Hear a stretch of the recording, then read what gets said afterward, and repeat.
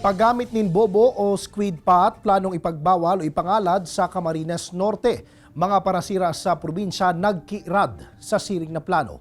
Dugang na detalye sa report ni Rosie Nieva.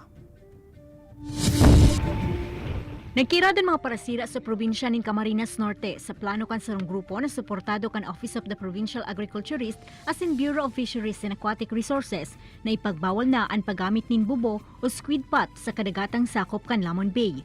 Nanindukan ang mga ini na pigigibos sa naan siring na lakdang tuyong bulan nin Hulyo hasta Setyembre sa kada taon, huli ta panahon ini kan pagpapadakol kan mga pusit. Sigun sa parasirang si Dicoy Sevilla, kadikit na sa nanganian sa indang kita, babawasan pa huli sa planong ini. Ay apektado po kaming maigi. Paano naman po dadami ang pusit? Ay naandyan naman po ang mga illegal na mga panlakaya.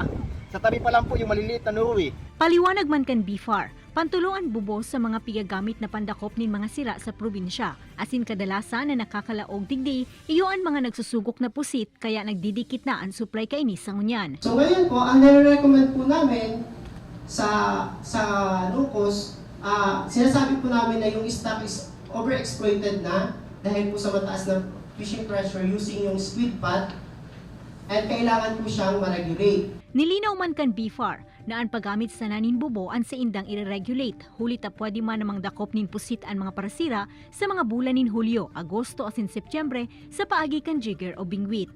Ini si Rosie Nieva, Balitang Bicolanja.